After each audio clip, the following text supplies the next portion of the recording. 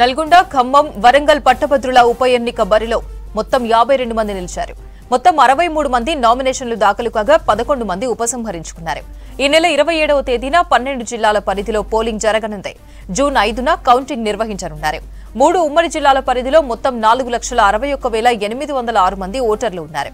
Teenmar మల్లన్నకు Congress మద్దతిస్తుండగా BJP Premender Reddy, BRS ఏనుగుల రాకేష్ రెడ్డికి మద్దతిస్తోంది. MP ఎన్నికలు ముగియడంతో ప్రధాన పార్టీలు ఎమ్మెల్సీ ఉప ఎన్నికపై దృష్టి పెట్టాయి. రేపు 3 జిల్లాల ముఖ్య నేతలతో బీఆర్ఎస్ అధినేత కేసీఆర్ భేటీ కానున్నారు. సిట్టింగ్ సీటును కాపాడుకోవడం కోసం బీఆర్ఎస్ వ్యూహాలు రచించనుంది.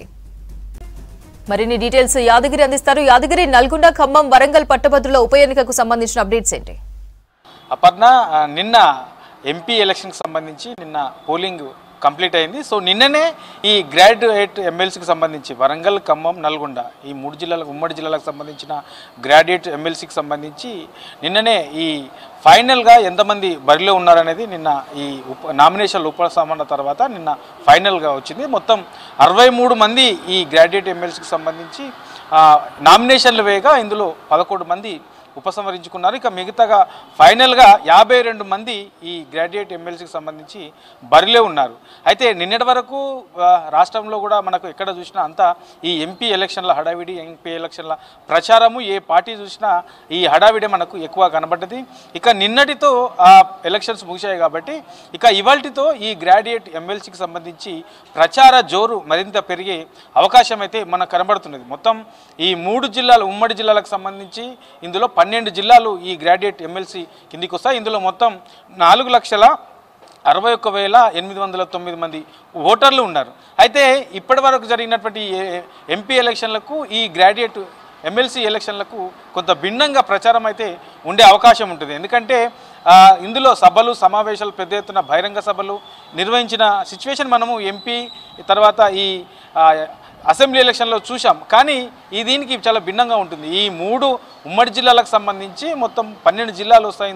ఇందులో గ్రాడ్యుయేట్స్ సంబంధించిన వాళ్ళే ఉంటారు కాబట్టి ఇందులో స్పెషల్గా ఈ గ్రాడ్యుయేట్స్ని ఒక దగ్గరికి తీసుకొచ్చి వాళ్ళతో గ్రాడ్యుయేట్స్తో ప్రత్యేకంగా సమావేశాలు, సమ్మేళనాలు పెట్టే అవకాశం అయితే మనకు ఎక్కువగా కనిపిస్తూ ఉంటుంది. డైరెక్ట్గా ఇందులో ప్రచారం ఎక్కువగా అంటే సభలు, సమావేశాలతో పోల్చుకుంటే డైరెక్ట్ ప్రచారాలు మనకు ఈ గ్రాడ్యుయేట్ ఎమ్మెల్సీకి సంబంధించిన ఎన్నికల్లో మనకు కనబడతాయి. సో ఈ నెల 2న ఈ గ్రాడ్యుయేట్ ఎమ్మెల్సీకి సంబంధించి నోటిఫికేషన్ వచ్చింది. 9 వరకు ఈ నామినేషన్లకు సంబంధించిన ప్రక్రియ కొనసాగింది. 10న స్క్రూటినీ జరిగింది. నామినేషన్లు వచ్చిన తర్వాత అందులో ఏమైనా తప్పుడు నామినేషన్లు దాఖలేస్తే దానికి సంబంధించి పూర్తిగా నామినేషన్ల ఫామ్ను కూడా ఫిల్ఫిల్ చేయకపోతే అట్లాంటివి స్క్రూటినీ కింద తీసేశారు. ఆ స్క్రూటినీ కింద తీసేసిన తర్వాత మొత్తం 61 ఉండే 61లో మళ్ళీ ఉపసంహరించుకున్నారు. నిన్న ఉపసంహరణ డేట్ కూడా నిన్నటితో పూర్తయింది. మొత్తం ఫైనల్గా ఇందులో 52 మంది ఇప్పుడు బరిలో ఉన్నారు. అయితే ఇందులో ఇప్పటికే 3 ప్రధాన పార్టీలకు సంబంధించి కూడా ఒక్కొక్కరు వాళ్ళ మద్దతును ప్రకటించారు.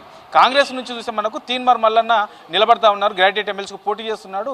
తీన్మార్ మల్లన్నకు కాంగ్రెస్ పార్టీ మద్దతు తెలిపింది. ఇక బీఆర్ఎస్ ఏనుగుల రాకేష్ రెడ్డి నిలబడతా ఉన్నారు. ఏనుగుల రాకేష్ రెడ్డికి బీఆర్ఎస్ మద్దతు పలికింది. ఇక ప్రేమేందర్ రెడ్డికి బీజేపీ మద్దతు తెలిపింది. ఈ 3 ప్రధాన పార్టీలు కూడా 3 అభ్యర్థులకు వీళ్ళు మద్దతు చెప్పారు. వీరు 3 మధ్యలోనే ఈ పోటీ అనేది మనకు ఎక్కువగా కనిపించే అవకాశం ఉంటుంది. గతంలో వాస్తవానికి ఇది బీఆర్ఎస్కి సంబంధించినటువంటి సిట్టింగ్ సంబంధించిన ఎమ్మెల్సీ. ఎందుకంటే ఇది పల్లా రాజేశ్వర్ రెడ్డి ఇక్కడ గతంలో బీఆర్ఎస్ నుంచి సపోర్ట్ ఇస్తే ఆయన గెలిచారు. అయితే ఎమ్మెల్యేగా పోటీ చేసిన తర్వాత ఆయన ఎమ్మెల్యేగా జనగాం ఎమ్మెల్యేగా గెలిచారు.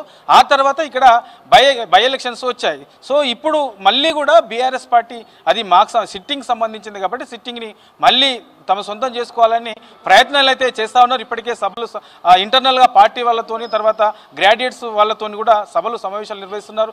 రేపు కూడా కేసీఆర్ కూడా దీనిపైన ప్రత్యేకంగా సమావేశం నిర్వహించే అవకాశం కూడా ఉన్నది. ఇక ఇప్పటికే కాంగ్రెస్ సంబంధించి కూడా వాళ్ళు ఆల్రెడీ తీన్మార్ మల్లన్నకు ముందుగానే వాళ్ళు మద్దతు తెలిపారు. సో తీన్మార్ మల్లన్న కూడా ఇప్పటికే జిల్లాల వారీగా కూడా తిరుగుతూ ఉన్నారు, ప్రచారం చేస్తూ ఉన్నారు. సో ఓట్లు అడగడం ఆల్రెడీ స్టార్ట్ చేశారు. ఇక బీజేపీ వాళ్ళు ప్రేమేందర్ రెడ్డికి సపోర్ట్ చేస్తున్నారు, బీజేపీ పార్టీ కాబట్టి. సో ప్రేమేందర్ రెడ్డి కూడా గతంలో కూడా అక్కడ పోటీ చేశారు, ఆయన ఓడిపోయారు. సో ఇట్లా ఈ 3 మధ్యలోనే ఎక్కువగా పోటీ ఉండే అవకాశం ఉంటుంది. ఈ పోటీలో కూడా బీఆర్ఎస్ ఏమో సిట్టింగ్ మళ్ళీ మేమే కైవసం చేసుకోవాలని చెప్పేసి ప్రయత్నాలు అయితే చేస్తుంది. కానీ అక్కడ ఉన్నటువంటి గ్రౌండ్ లెవెల్లో ఉన్నటువంటి సిచ్యువేషన్ చూస్తే అది కనబడతలేదు. ఎందుకంటే కాంగ్రెస్ మద్దతు తెలుపుతున్నటువంటి తీన్మార్ మల్లన్న గతంలో కూడా పోటీ చేశారు. సో ఈసారి కూడా మళ్ళీ ఆయన పోటీ చేస్తూ ఉన్నారు. కాంగ్రెస్ పార్టీ ఆయనకు సపోర్ట్ చేస్తుంది కాబట్టి ఈసారి కొంత భిన్నంగా ఉండే అవకాశం ఉంటుంది.